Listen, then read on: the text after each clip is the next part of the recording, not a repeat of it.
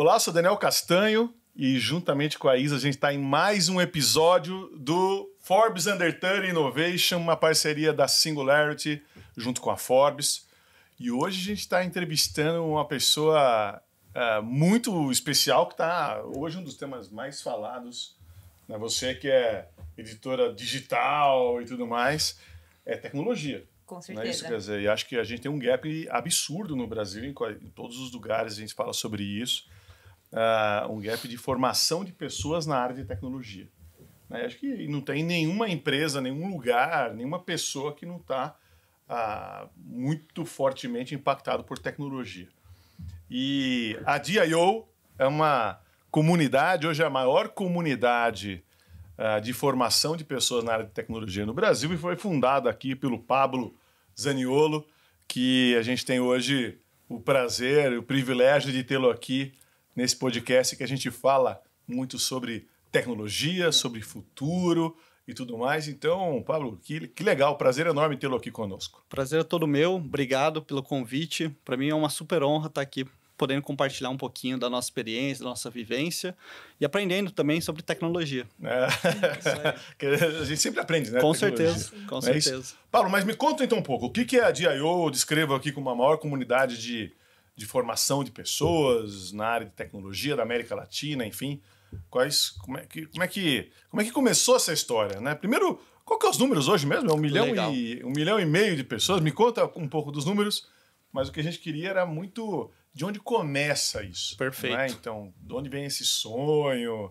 O que você fez antes? Empreendeu em outras áreas? Deu certo ou errado? Então, conta um pouquinho pra gente a sua história. Legal. Bom, mais uma vez, obrigado pelo convite. Para mim é um super prazer estar aqui hoje. Eu sou o Pablo, sou um dos cofundadores da DIO, junto com o Igla, com o Gustavo, que são meus sócios. A DIO ela nasceu realmente de um sonho, de uma vivência nossa. Nós três somos da área de tecnologia, né? Viemos do mercado de tecnologia, com uma dificuldade muito grande de contratação.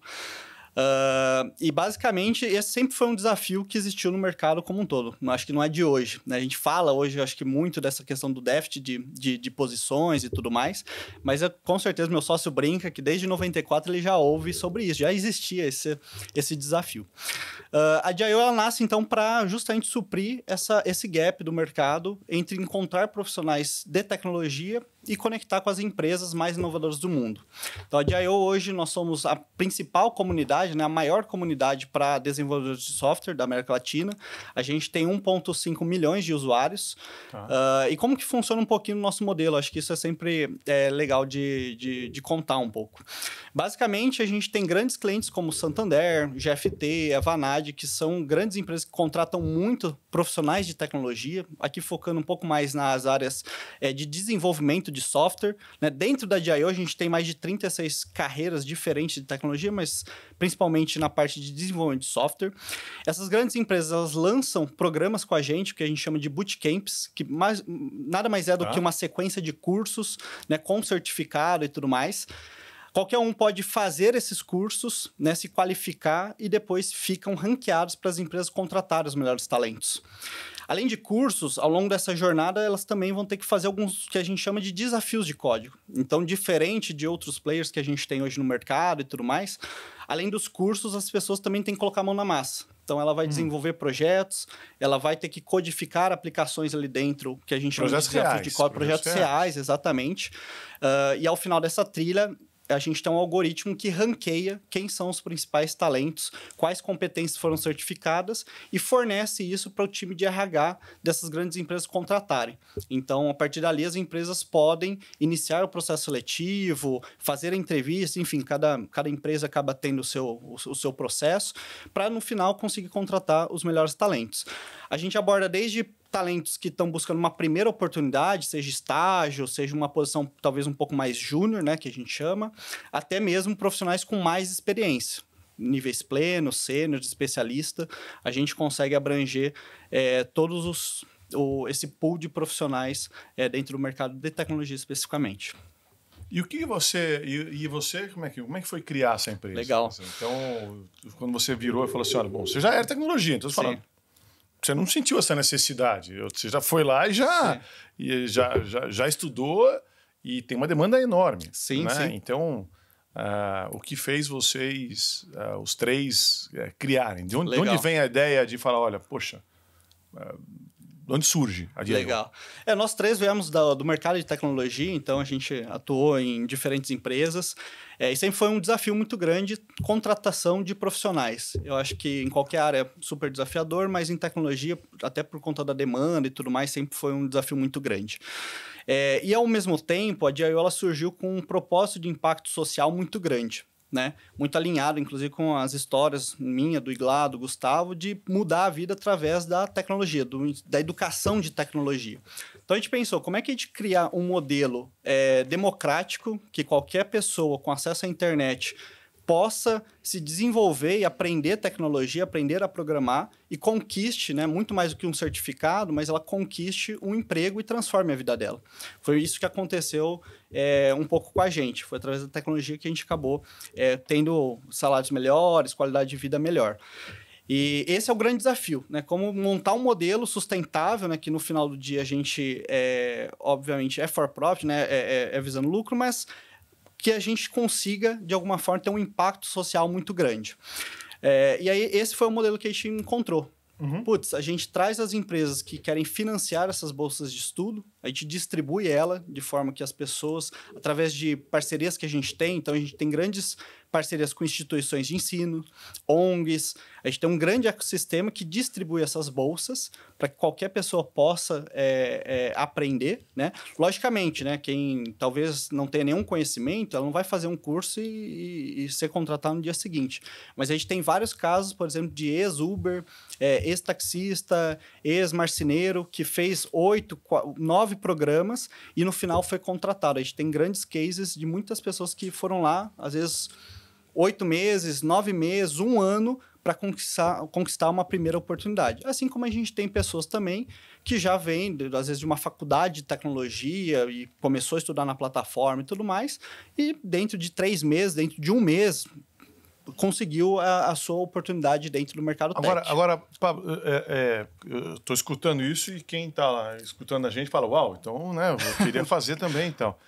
Quais são os pré-requisitos? Pré-requisitos, assim, precisa saber matemática, programação, precisa ser apaixonado precisa ter raciocínio lógico. Quais são os pré-requisitos? Assim, qual é o perfil hoje? Vou chamar assim, o perfil e pré-requisitos que vocês têm hoje. Legal.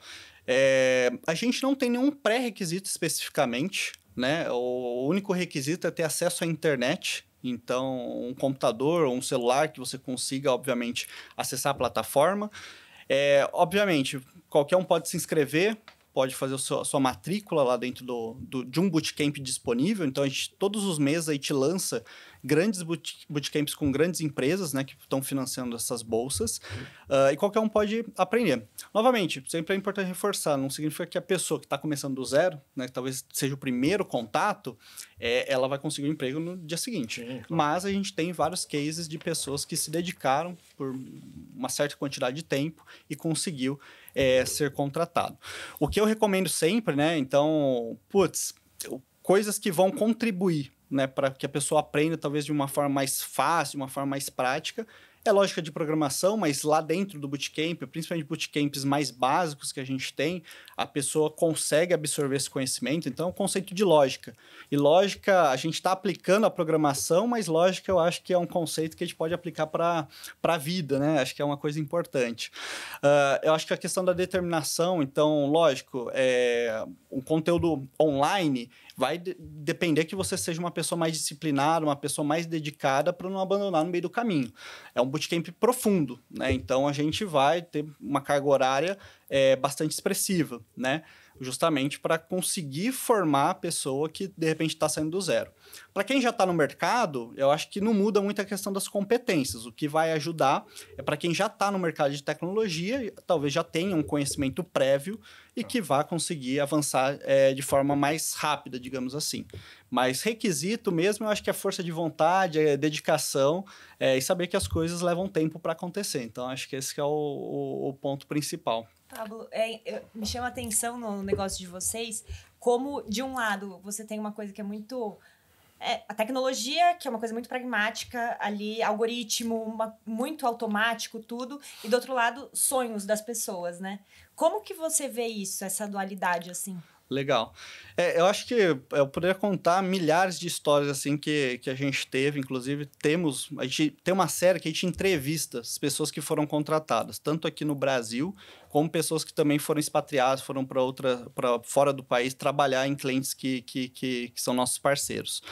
E esse impacto que é gerado, eu acho que esse é o principal motivo, assim. Lógico que acho que a tecnologia acaba sendo o meio, né? Poderia ser qualquer outra coisa, mas a tecnologia acaba sendo o meio de transformar a vida das pessoas. Então, eu nunca vou esquecer o primeiro programa de estágio que a gente fez com um grande cliente nosso, uma pessoa que trabalhava de Uber, estudava ali pelo celular quando estava fazendo corrida e tudo mais, e depois se dedicava mais à noite e tal, conseguiu passar no processo seletivo de estágio, uma primeira oportunidade. Ele já fazia faculdade de tecnologia, mas complementava os estudos pela DIO. E ele entrou e ele deu um depoimento assim, extremamente emocionado porque mudou a vida dele. E acho que a grande vantagem da área de tecnologia é que muitas vezes você consegue começar com um salário que já paga acima da média de mercado. Eu acho que essa que é a grande vantagem, sabe? Então, às vezes, você vai ter que se dedicar mais, você vai ter que se dedicar em qualquer área, mas principalmente em tech. Mas, ao mesmo tempo, você tem um crescimento mais acelerado comparado a outras áreas que talvez você vai ter que começar e talvez com um salário menor, digamos assim. Então, acho que esse que é o principal ponto assim, que eu vejo de vantagem, de transformação. Que o diploma ele é importante, o certificado que a gente gera ele é importante, mas a nossa métrica de sucesso acaba sendo principalmente mensurada pelo emprego. Então, quanto de emprego, quantas pessoas que a gente consegue alocar, e hoje a gente já conectou mais de 20 mil pessoas com grandes empresas. Muito legal. Você sabe que antes, quando você não sabia o que você ia estudar, geralmente você escolhia fazer administração ou direito. Eu fiz isso no caso. Eu também. Né? Administração e direito. Por quê? Porque você, de alguma maneira, vai administrar a sua vida e tal, e você vai se relacionar à sociedade. Então, direito. Eram as duas carreiras, eu vou chamar assim, generalistas. Sim. Né? E hoje eu poderia dizer que a tecnologia é uma carreira generalista. Antes, a tecnologia era uma carreira mais especialista, né? Assim como odonto, veterinária, muito mais específico.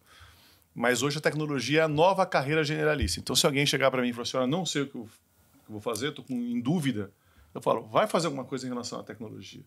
Por quê? Porque depois você amplia muito a gama, né, que você tem de alternativas, de carreira, possibilidades e tudo mais para você caminhar. E é justamente sobre isso, né, de falar da tecnologia como algo do resgate da cidadania, vou chamar assim, né, do resgate o impacto social da tecnologia. Como que você já falou um pouquinho aqui, mas como você enxerga isso aqui para o futuro? Você enxerga que vai ser cada vez mais, né? E essa tecnologia é algo mais hard mesmo, de programação e tudo mais, ou a tecnologia enquanto elemento de desenvolvimento de algumas soft skills, como raciocínio lógico, como uma visão crítica, como uma visão sistêmica, e essas competências que serão fundamentais para o futuro. Então, quando eu falo dessa formação generalista, eu lhe pergunto se você acredita que a tecnologia vai, inclusive, impactar, como a Isa questionou aqui, o lado também de outras carreiras, mas o lado mais dos soft skills, perfeito, pelos soft skills que são desenvolvidos, ou pelo lado efetivo só do hard skill. Legal. Eu acho que o primeiro ponto assim, é que tecnologia tem vários níveis, com certeza, mas uma coisa que a gente pode até ter um pouco mais de certeza que isso já tem acontecido é que a tecnologia está impactando qualquer carreira, né? Acho que a gente vai talvez conversar um pouco sobre isso, mas AI, por exemplo, que é um tema que está super em alta, deixou isso muito claro, né? Acho que desde carreiras mais pragmáticas, como a advocacia, por exemplo, vão ser impactadas pelo uso de tecnologia. Então, acho que esses níveis vai variar, obviamente, de cada carreira. Eu acho que não só na área de tecnologia, mas em todas as áreas, a questão de soft skills, de questões de comportamento, ela é fundamental em qualquer uma dessas áreas. Na tecnologia, acho que talvez até mais importante, porque você tem que lidar diariamente com diferentes pessoas, stakeholders, backgrounds diferentes e falar simples, né? Não falar o hard code lá, mas como que a gente consegue, às vezes, abstrair um conceito muito difícil em uma coisa muito simples. Então, acho que esse é um desafio. Mas acho que em todas as carreiras, a questão do hard skill com a soft skill, ela sempre vai andar em paralelo. Eu acho que, novamente, trazendo aqui um pouco sobre a AI, a questão do hard code, ela acaba deixando um pouco de lado. Eu acho que menos importante, talvez muito mais, a questão do soft skill seja o mais importante daqui para frente. Eu acho que já era, mas acho que agora tem ficado cada vez mais nítido isso. Não significa, não estou dizendo aqui que, obviamente, qualquer pessoa consiga criar um aplicativo da noite para o dia, claro, com AI generativo, seja o que for. Porém, a gente sabe que as coisas estão evoluindo com passos largos. A gente tem vivenciado isso dentro de casa, né, com muitas coisas, e eu acho que cada vez mais a questão da soft skill, do lado comportamental, vai se sobressair com certeza, e já tem se sobressaído, acho que no mercado como um todo. As questões não são mais contratar um profissional Java necessariamente só, mas também é contratar um profissional Java que consiga participar de uma deles sem criar conflito, consiga fazer um alinhamento com o seu gerente. Mas aí a gente até está falando de duas coisas. Sim. E aí é muito bacana o que você traz, porque para mim ele abre mais duas outras frentes aqui. Primeiro, as habilidades agora necessárias para o profissional de tecnologia. Perfeito. E aí você diz, olha, não é simplesmente programar. Né? Perfeito. Ele antes aquele cara que programava e ficava ali e nerd e não precisava falar com ninguém, esse profissional não existe mais, né? Então por quê? Porque justamente o profissional de tecnologia tem que interagir com todas as áreas da empresa, todas as áreas e tal. Para quê? Porque ele ele vai ajudar a resolver problemas ou vai ajudar a ir para frente. Perfeito. Então a primeira coisa o profissional de tecnologia ele precisa desenvolver também soft skills. Perfeito. Agora, a outra coisa, o outro lado dessa mesma moeda é você imaginar que quando você aprende o desenvolvimento de tecnologia, o desenvolvimento de um software e como que o coding, né? Ele desenvolve outras habilidades. Assim como a música faz com que você melhore a matemática, ou a interpretação de texto faz com que você melhore a própria matemática e assim por diante, o desenvolvimento, de alguma maneira, o coding, a programação, ela desenvolve outras habilidades que são fundamentais para quaisquer áreas do saber, né? Para qualquer carreira que você escolher. Então, a minha pergunta agora, nesse sentido, seriam duas, ou uma só, mas em duas áreas. Você, então, acredita que é importante, ou qual a importância que você dá para ter programação nas escolas? Legal. E programação para outras carreiras, para a universidade como um todo, mas para quem faz medicina, para quem faz direito, para quem faz administração, para quem faz moda, né? Para quem faz gastronomia. Entendeu? Quer dizer, o quanto de alguma maneira você tem uma área ali de programação, você considera fundamental para o indivíduo como um todo, escola e também a formação. Acho que até antes de responder um pouquinho essa pergunta, olhando um pouquinho para trás, eu acho que o mercado está exigindo uma velocidade que a gente nunca viu, seja de profissionais, seja o mercado como um todo. Então, as coisas estão evoluindo cada vez mais rápido, de uma maneira bastante, muito rápida mesmo. E eu acho que com o advento da inteligência artificial, isso só tende a evoluir rapidamente. Então, acho que quando a gente comenta sobre o profissional, que não adianta só fazer um hard code, ou então não adianta mais só escrever o código, vem muito disso também. O mercado ele tem se adaptado e mudado para que você também, como profissional, tenha que se adaptar de forma muito mais rápida. Então, acho que esse é um ponto, um componente importante. Se a gente for pegar as inovações que a gente teve nos últimos 10 anos, que foram algumas, e agora com o advento da inteligência artificial generativa, essa velocidade tem sido cada vez mais rápida. Sobre o uso, né, da tecnologia em diferentes carreiras especificamente, eu acho que tudo se resume a uma palavra que faz um pouco do gancho do que eu estava dizendo anteriormente sobre produtividade. Acho que quando a gente olha para o país, né, tudo se resume a quanto que a gente vai ganhar de PIB ou quanto que a gente vai crescer em PIB, que no final do dia o PIB é produtividade. Né? Então, eu acho que para todas as áreas, um médico, por exemplo, que consiga, de alguma forma, inserir, desde um processo mais simples, desde que seja o agendamento de uma consulta, às vezes ele consegue ser mais produtivo do que de formas antigas, que talvez teria uma pessoa ali respondendo, fazendo a facilidade da agenda dele. Isso não significa que vai acontecer necessariamente a substituição de todas as pessoas. Não é isso. Eu acho que o que vai separar no futuro é as pessoas que dominam e conhecem o uso de inteligência artificial das que não conhecem. Então, acho que o flip que vai acontecer, né, a mudança que vai acontecer é justamente essa. Vai se separar entre profissionais que conhecem e utilizam, conseguem ganhar produtividade com o uso de inteligência artificial, daqueles que não conhecem, que talvez não façam o uso.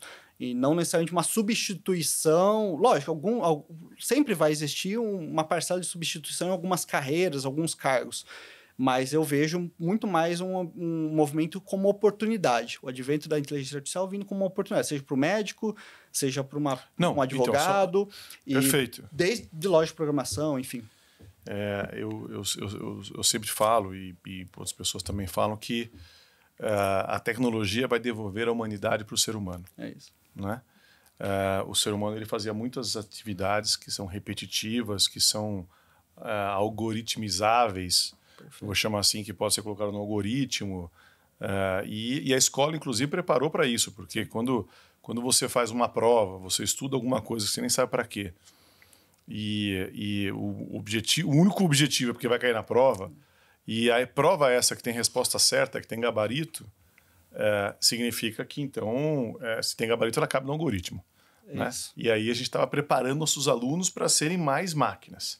Isso. Então, ela vai devolver a humanidade para o ser humano. Com certeza. Por outro lado, tem várias pessoas depois desse boom da AI e tudo mais, estão falando, olha, se antes era importante o coding, agora não precisa mais programar, porque agora você vai entrar em algum lugar e eles vão programar alguma coisa para você. Mas por outro lado, né, a gente está falando aqui que o coding, no sentido é para você desenvolver uma linha de raciocínio para que você saiba aquilo. Então, não necessariamente é para você ser um especialista, um programador, mas para que você compreenda minimamente aquela nova linguagem, né? E para que você desenvolva outras habilidades que, inclusive, lhe tornem capaz de compreender o que está sendo feito ali, qual que é a lógica, qual que é o racional daquilo. E isso amplia muito, quem sabe, essa atuação de vocês, né, e tudo mais. Quer dizer, então vocês hoje, eu entendo que é o mercado, a maior comunidade que você descreve aqui de formação de pessoas que querem na área de tecnologia, que tem 36 cursos, mas quem sabe isso é uma oportunidade aí muito legal de ir para as outras áreas que não tecnologia, para justamente elas poderem estarem inseridas, né, dentro desse contexto, desse novo mundo que está por vir aí, ou está sendo desenhado. Tem um pensador uruguaio que ele diz que este mundo está grávido de um outro, né? E esse outro é muito mais bacana, muito melhor do que esse mundo que a gente está vivendo agora. E eu acho isso incrível, esse formato, e certeza. E esse novo mundo que está grávido, ele é muito mais tecnológico, ele é muito mais, mas também é muito mais humano, entendendo que a tecnologia vai devolver essa humanidade para o ser humano. Espero que ele esteja certo. Espero mesmo. Não, essa última parte foi eu que falei, né? Mas eu acredito que, tomara que ele também acredite nisso. Em você. Né? Que esse novo mundo tem que ser, entendendo isso, eu acho que ele vai ser um mundo muito mais bacana e tudo mais. E com base nessa provocação de entender que você ultrapassa, por mais que seja a maior comunidade hoje, sim. Qual que, quem sabe, seja esse grande sonho para a DIO? Quer dizer, então, você fala, é maior. Eu falo, não, faz enquanto ela só está começando. Sim, mas é isso. Ela só está começando. Então, o que você acredita que são os grandes desafios que vocês têm hoje e qual que é o grande problema, vou chamar assim, o grande problema que você gostaria de resolver com a DIO? Eu acho que, de forma... eu concordo com a visão, a gente está só começando. A gente sempre brinca isso lá na internet. A gente falou, cara, a gente está só começando. Eu acho que tem muito ainda que a gente quer fazer como negócio, como impacto mesmo. Acho que o impacto que a gente quer gerar no mundo, né, deixar o impacto no mundo, ele ainda está longe do que a gente quer deixar como legado mesmo. Eu acho que o principal ponto que a gente quer sanar é justamente muito voltado à parte de empregabilidade. Tá. Então, a gente quer realmente olhar numa perspectiva de como que a gente consegue trazer grandes parceiros, né, que financiem essas bolsas de estudo, mas que olhem então numa perspectiva de transformação social. Então, como é que a gente faz? Além do curso, além do bootcamp, além da formação, como é que a gente resolve uma questão de empregabilidade no mercado? Então, acho que isso... e aqui eu estou falando, obviamente, a gente está atuando muito mais no Brasil, mas esse não é um problema somente de Brasil. A gente pode expandir para a América Latina, a gente pode expandir para o mundo inteiro, né? Mesmo na Europa, Estados Unidos e tudo mais, esse gap já existe, né? A gente tem muitas oportunidades. E a DIO olha nessa perspectiva, como é que a gente consegue realmente conectar as empresas mais inovadoras do mundo, né, com esses profissionais que vão se formar no futuro, que já estão formados, que já querem conquistar uma nova oportunidade no mercado e fazer esse match. Então, a gente olha muito nessa perspectiva. Hoje, muito focado em Brasil, mas como que a gente também consegue agora começar a olhar um pouco mais de forma internacional. A gente já tem alguns pilotos, né, como eu falei aqui, a gente já tem algumas pessoas que foram expatriadas, que foram trabalhar fora, né, do Brasil, mas a gente quer realmente como é que a gente escala esse impacto que a gente está gerando com esse modelo que a gente construiu, né, que está construindo. E para além de criar uma empresa rentável e qualquer outra coisa nesse sentido, você sempre teve essa preocupação, mesmo que você diz agora da questão social, né? Empregabilidade sempre foi um pilar para você isso? Sim, com certeza. Eu acho que lógico que temos que separar, né? Tomar cuidado da forma que a gente fala sobre isso, mas eu acho que eu sempre olho na perspectiva como os negócios, na minha visão, eu acho que os negócios já contribuem muito, né, para resolver grande parte dos problemas, né? Lógico que a gente tem N formas de olhar para esse tipo de problema, mas uma das formas da gente resolver é realmente com a questão do emprego. Então, como é que a gente consegue fazer com que as pessoas consigam se inserir no mercado, se desenvolvam, porque não é só trazer para dentro de casa, a gente tem que também conseguir... É um lifelong learning, né, que o pessoal usa bastante, que nunca vai parar de estudar. Sim. Então, por mais que... Beleza, eu estou falando aqui de conseguir um primeiro emprego, mas tem pessoas dentro da comunidade que estão lá há muito tempo, porque conseguiu um primeiro emprego, aí ele volta para a comunidade, ajuda uma outra pessoa que está começando. Aí depois essa outra pessoa consegue um emprego, volta para a comunidade e ajuda a outra. Então, acho que é perpetuar realmente essa questão do impacto e sempre foi um valor para a gente. Lá dentro da DIO, né, a gente construiu o que a gente chama de um círculo virtuoso, né, que é um ecossistema, que é a nossa teoria de mudança. Então, por mais que eu estou contando um pouco dos cases e tudo mais, por trás a gente tem uma teoria de mudança. Como é que a gente consegue fazer essa mudança, que não é sozinho. A gente tem ecossistema, a gente tem parceiros, a gente tem as instituições que financiam as bolsas, a gente tem a própria comunidade que se retroalimenta. Então, a gente conseguiu criar essa teoria de mudança e que a gente quer levar para o mundo, né, para o planeta, enfim, seja aqui, seja em Marte, seja onde for. Eu acho que o mais importante é a gente quer realmente causar essa transformação de forma mais exponencial possível, e a gente conta, obviamente, com parceiros. A gente não quer fazer isso sozinho, a gente não acha que a gente é a substituição da faculdade, nada disso. A gente acha que é complementar. Né? Então, acho que esse é o ponto mais importante. E você acha que, quando você falou, eu costumo dizer, eu falo sempre que a gente não ensina o que a gente sabe, a gente ensina o que a gente é. Isso. Então, se você de alguma maneira, está formando pessoas que são agentes de mudança, eles têm que aprender a lidar com o erro, eles têm que entender como lidar com o fracasso, eles têm que ser pessoas que também gostem da mudança, e para que você possa criar essa comunidade, você tem que ser assim como você descreveu agora, né? Então, quais são as certezas que você tinha e que você deixou de ter no decorrer desse caminho, né? Ou quais as duas coisas, certezas que você tinha que você deixou de ter, e outra, quais são os sonhos, então, que você tinha que você acabou abandonando no meio desse caminho por conta de descobrir que essas convicções que você tinha acabou mudando? Legal. Essa é uma pergunta difícil de responder, né? Acho que foram muitas coisas assim, que aconteceram ao longo da jornada.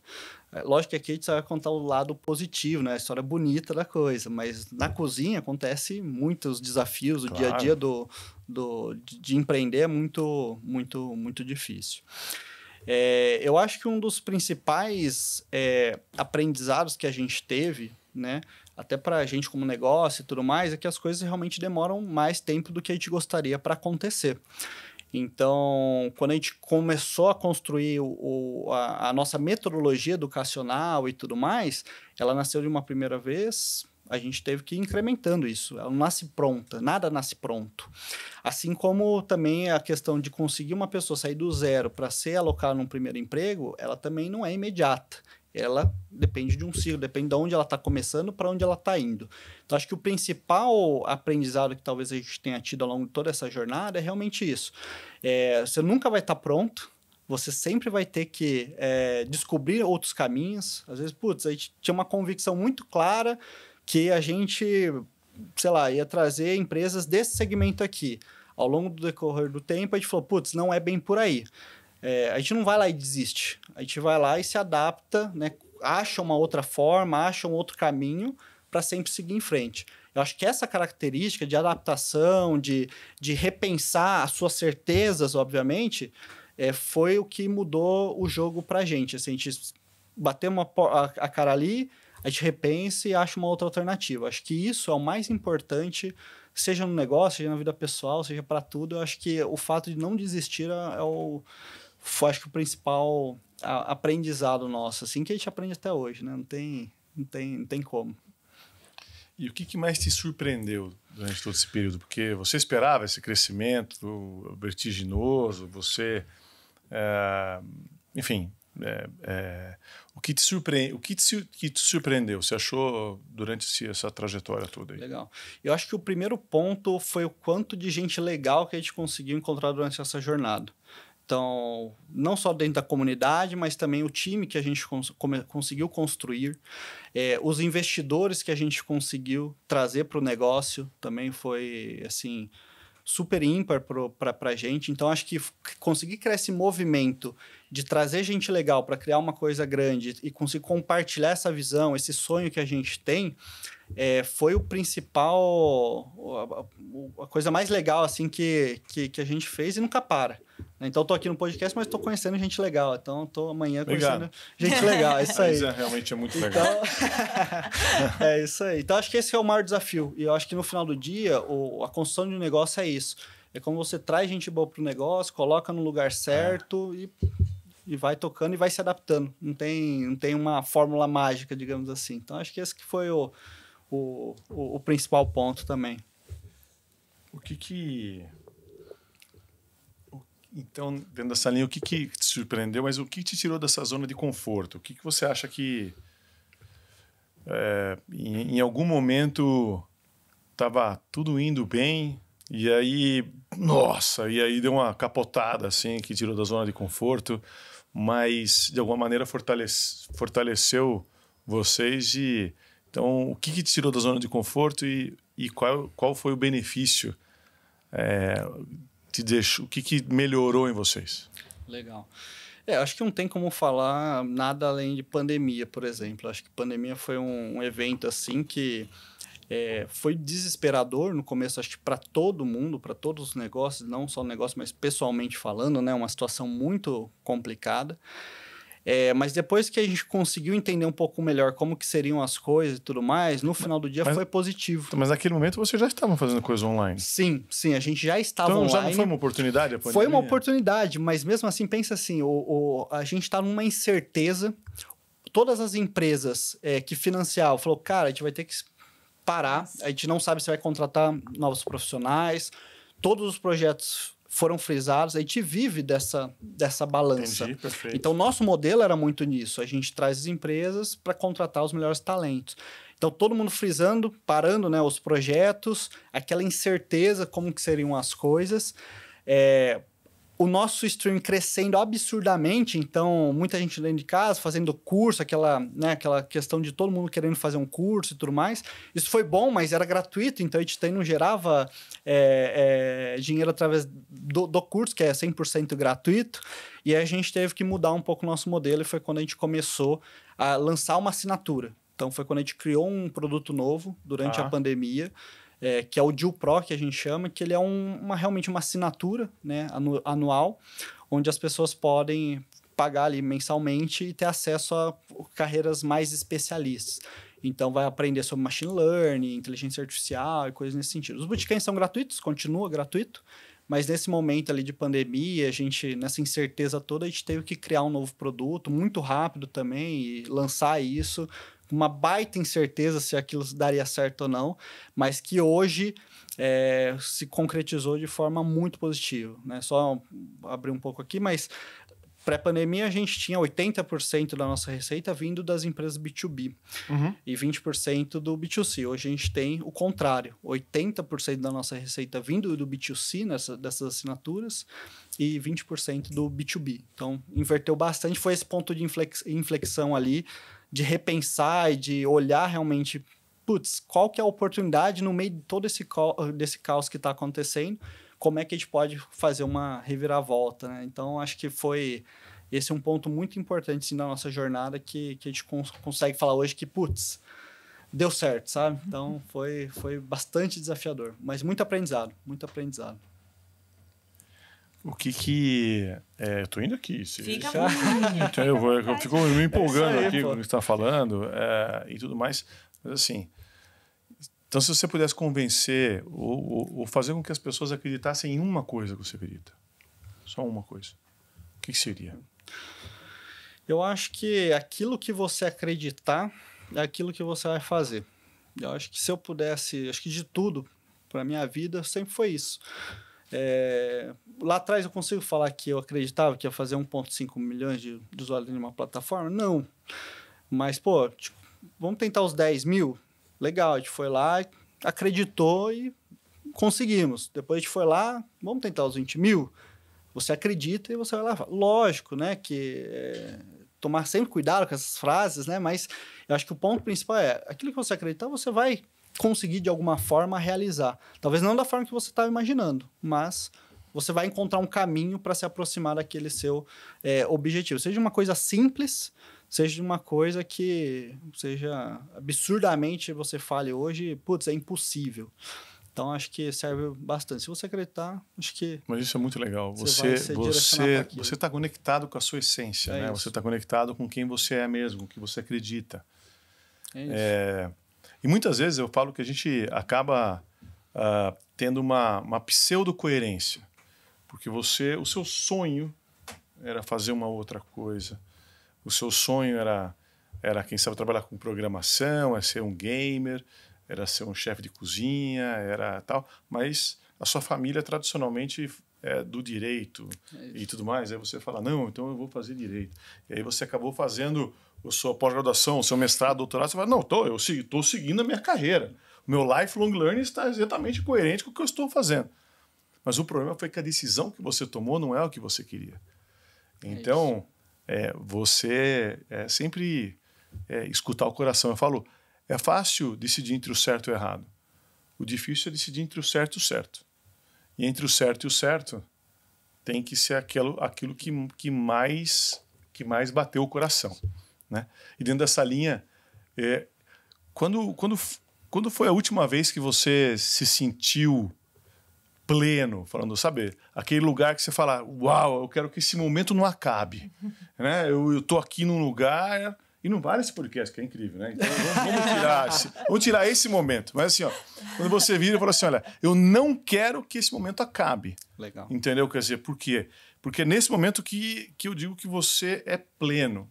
E eu acho que esses são os momentos que as pessoas deveriam entender, avaliar, para conseguir se conhecer a si mesmo, né? Conseguir ampliar o seu próprio autoconhecimento. Então, dentro dessa pergunta... Eu acho que teve alguns eventos, assim, ao longo da jornada que eu me senti com essa energia. Não tem como não mencionar, acho que quando eu soube da notícia do Forbes Under 30, né? Então, acho que ali foi um momento, falei, putz, que legal, assim, foi uma coisa que... É um reconhecimento legal de receber, você olha, você fala, putz, tô no caminho certo de alguma forma, sabe? Então, ali, quando eu recebi a mensagem e tudo mais, acho que foi um momento que foi muito legal, assim, de muito... Nesse estado, assim, putz, está valendo a pena. Sim. Eu acho que teve um outro momento também que foi fundamental, assim, na nossa jornada. Acho que tem muito a ver com essa questão do reconhecimento. A gente apanha muito, né, no mercado. Então, empreender é isso, assim, apanhar bastante.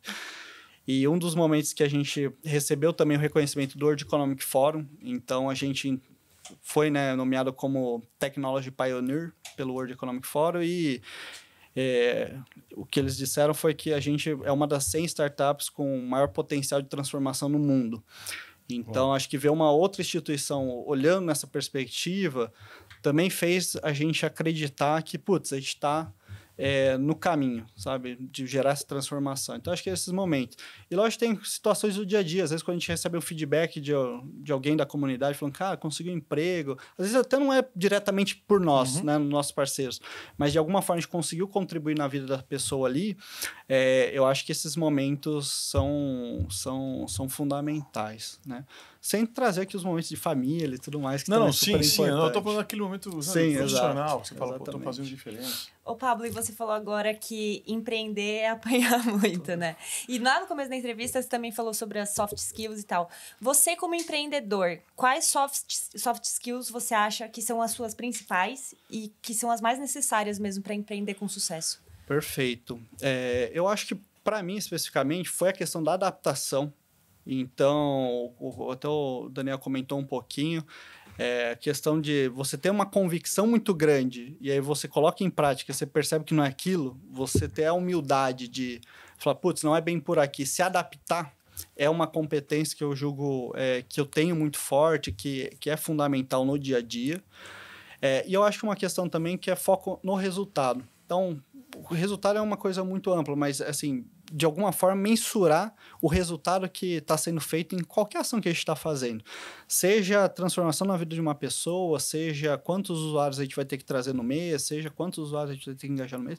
Acho que tudo que me ajudou muito foi esse foco, principalmente no resultado do que está fazendo e quando que a gente tem que fazer essa mudança de rota. Então, acho que adaptação não tem jeito, não tem como fugir. E resultado também é uma coisa muito, muito importante. E comunicação também, acho que hoje em dia, cada vez mais, comunicação, tá conversando ali com o time, você está tendo, a todo momento, tendo que vender uma visão, seja para o time, seja para a família, seja aqui. Então, acho que em qualquer lugar a gente tem essa questão da comunicação também é uma coisa a comunicação muito no papel importante. de liderança, Exatamente. Então muito necessária mesmo. Então, é muito... E comunicação é bilateral, né? Então, por mais que você tente falar da melhor forma possível, você tem que pegar o feedback também. Pô, mas o que você entendeu disso? Como que você está vendo? Então, acho que essas três coisas, para mim, foram grandes transformadores, assim, que ajudaram a gente trilhar esse caminho, sabe? Na Singularity, virou mexer, a gente fala do moonshot, né? Moonshot é algo que faz você acordar mais cedo, faz você ter frio na barriga, faz você, enfim, mas transcende o resolver aqueles problemas do dia a dia. Quer dizer, qual que é a grande diferença que você quer fazer? Né? Então, qual que é o grande moonshot da DIO?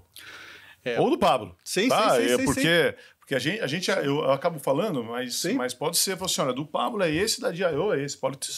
Podem ser dois. Eu sei que de alguma maneira se permeiam, mas qual que é o que faz você acordar mais cedo, enfim, dar frio na barriga, aquela adrenalina, é isso. Legal.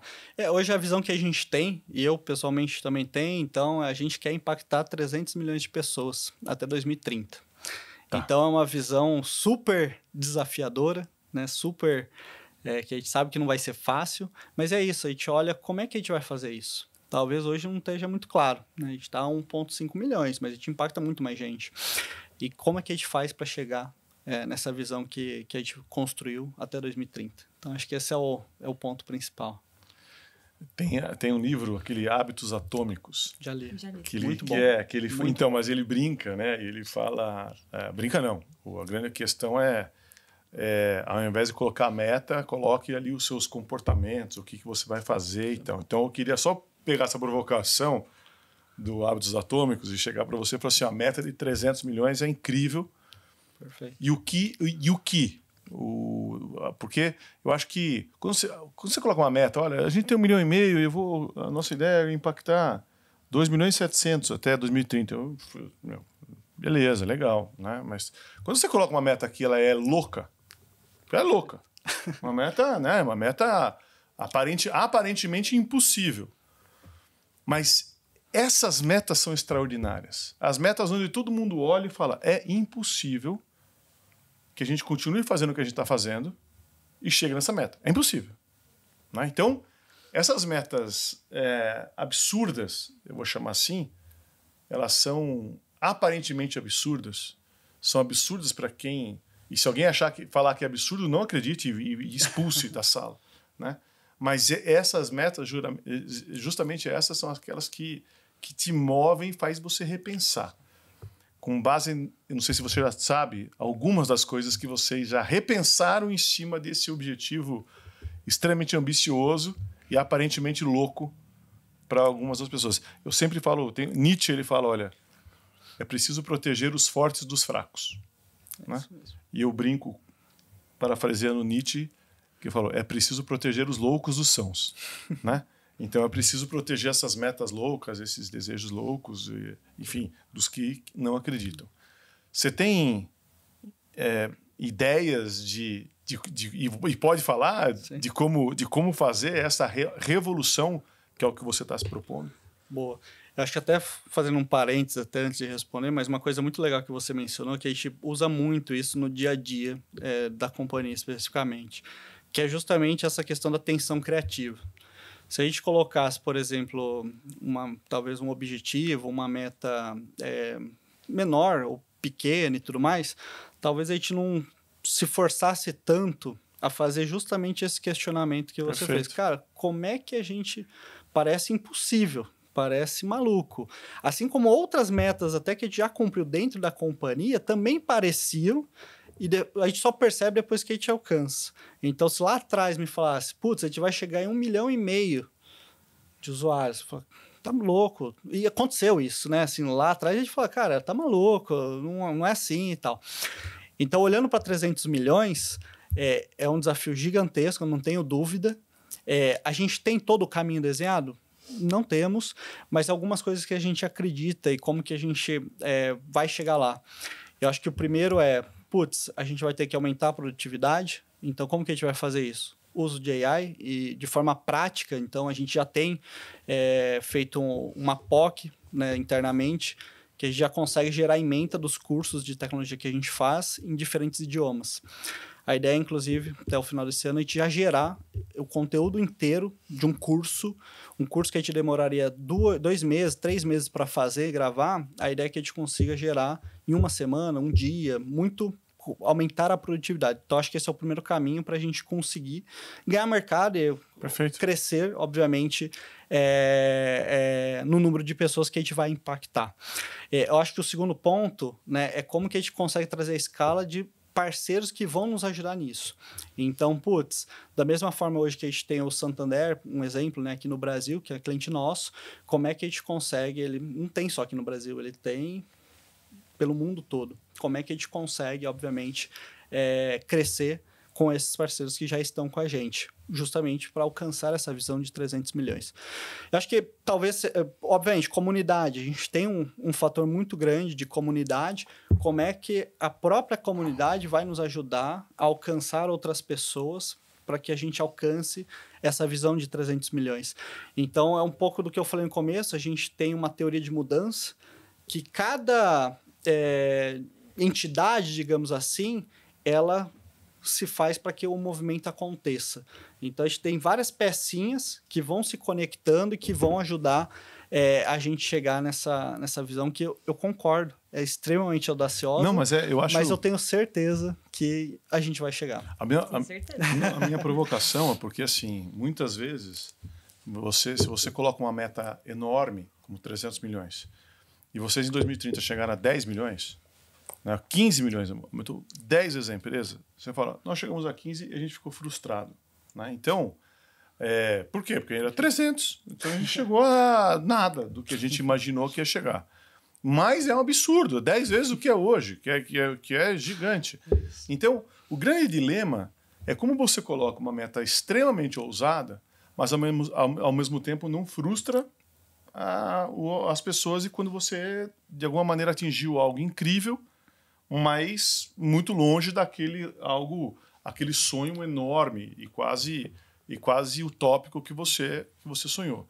Então, equilibrar isso é que eu acho que é incrível. Esses sonhos enormes e absurdos, eles servem para pautar, para a gente mudar o nosso comportamento e olhar coisas que a gente não olhava. Olhar por ângulos que a gente não olhou. Eu falo que olhar não só outros pontos de vista, mas outras vistas do mesmo ponto. Né? Enxergar coisas que a gente não estava enxergando. E sair completamente fora da caixa. Né? Então, eu acho muito legal, que eu queria fazer essa brincadeira aqui.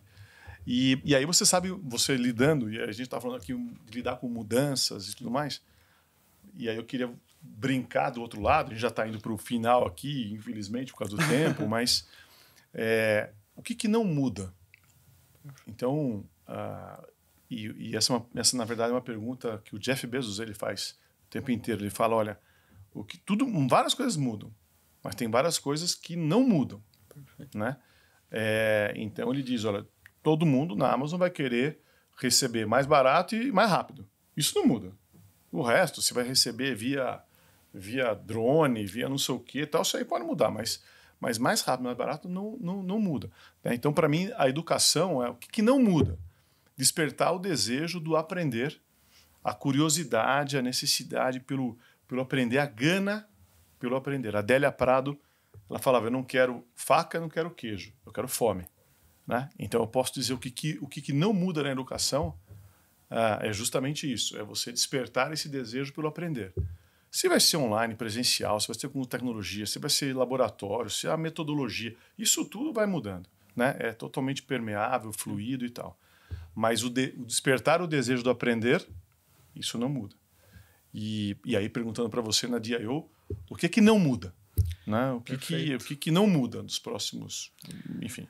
Eu concordo, primeiro, 100%, querendo, a gente é uma empresa de educação, a gente é uma escola, e eu concordo 100% com o que você falou. Acho que a vontade de aprender, de educar e tudo mais, jamais vai mudar. E eu acho que tem um ponto também importante, que no final do dia é sobre pessoas. Então, quando eu falo sobre pessoas, pessoas que vão atuar para fornecer a melhor plataforma, enfim, são pessoas que vão ajudar dentro da comunidade, são pessoas que vão ter que aprender sobre aquele conhecimento que está sendo passado, às vezes vai ser uma pessoa que vai estar fornecendo aquele conhecimento. Então, acho que o que não muda é que no final do dia é tudo sobre pessoas. Então, acho que o desafio é como realmente juntar boas pessoas, trazer pessoas legais, e que essas pessoas consigam, de alguma forma, se relacionar bem, legal e se desenvolver em conjunto. Eu acho que, se eu pudesse complementar de alguma forma, seria assim. Bom, o que eu queria... Adores, quer fazer alguma última pergunta aqui, Isa? Não, eu acho que ele fala tão bem, assim, que na verdade, né? A gente conversa com ele. Eu tô aqui fluindo, mas eu tô mais... Porque a gente pergunta uma coisa, ele responde assim, tão completinho, tão bonitinho, que é muito obrigado. bom, uma entrevista maravilhosa. Obrigado. Mas o que eu queria era assim, eu acho que tem algo, eu digo que não existe nada melhor distribuído no mundo do que o talento. Se você pegar 100 violões e colocar numa escola, né, para 100 crianças, a escola mais incrível, elitizada do Brasil, e colocar numa comunidade, na escola mais simples, uma comunidade que, enfim, o mesmo percentual de crianças vai tocar aquele violão, né, ou a bola, por isso que a bola é inclusiva.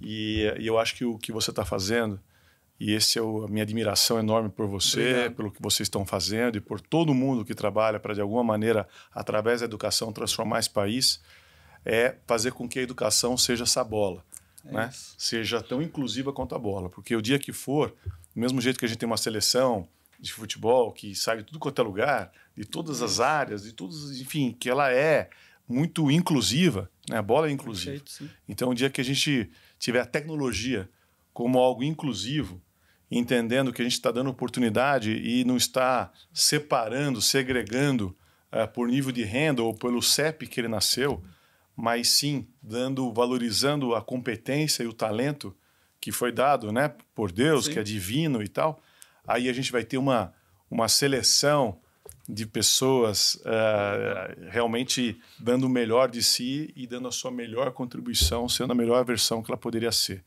Então, que incrível que você está fazendo isso pela tecnologia. Obrigado. Né? Se eu pudesse escrever a DIO, eu falo que ela, quem sabe, poderia ter o mesmo propósito que o Grameen Bank para as mulheres de Bangladesh, que o Grameen Bank, através do financiamento das mulheres de Bangladesh, o microcrédito, ele resgatou a cidadania das mulheres de Bangladesh.